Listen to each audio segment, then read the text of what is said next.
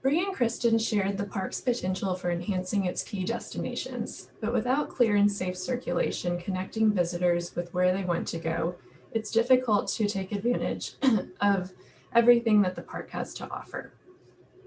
We want to elevate multimodal routes for bikes and pedestrians, connect visitors to major park destinations and quiet moments in nature alike, and improve parking and vehicular circulation to better integrate it into the park experience. Addressing the challenges on Circuit Drive is central to how we think about clarifying movement of any kind, so we want to spend some time looking at that with you today. In a lot of ways, the southern portion of the Circuit Loop is the heart of the park. It's a place where neighbors from all directions come together, it's a place for health and fitness, and it's a place to experience nature. It's the common denominator of the park experience. Negotiating car traffic on Circuit Drive has been a challenge since cars were introduced decades ago.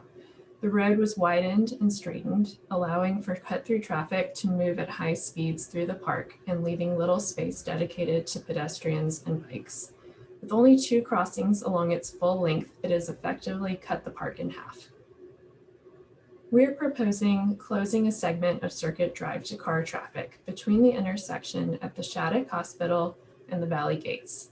In the diagram on the left, you can see the existing condition with the park roads in pink. On the right, you can see how adjusting vehicular circulation would allow the full 2-mile circuit loop to be reestablished. This is shown in purple. This is achieved by creating a new 2-way driving loop by reopening the entrance on Seaver Street, moving through the playstead, along the lot for zoo visitors on Circuit Drive, and finally past the zebra entrance to the zoo by Peabody Circle. Vehicular access to the Shattuck Hospital and Ellicott Dale is also maintained through the Morton Street entrance with 2 turnaround points, the one in front of the hospital before you enter the Ellicott Dale lot, and the other that's closer to Scarborough Pond. Driving access to White Stadium is also maintained. A reestablished circuit loop means safe, accessible, and multimodal movement throughout the park that's supported by consistent lighting and signage. It also means better and more frequent connections to the wilderness from the south.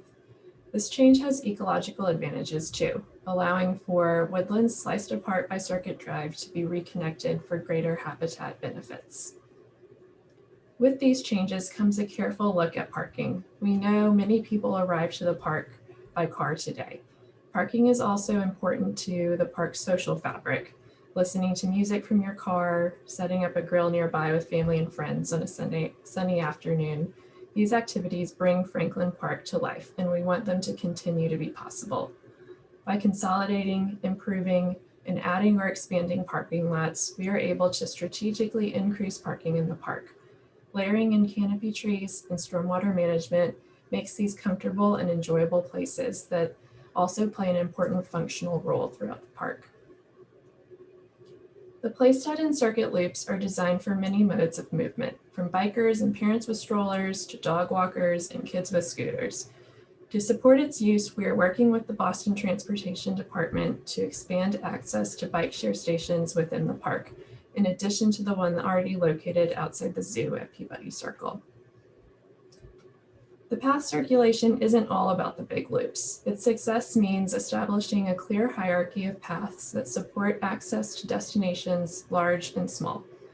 From narrow trails and boardwalks within sensitive zones and uneven terrain to a more typical path that brings you up to an overlook at Schoolmaster Hill, the path type and width must be calibrated to its setting.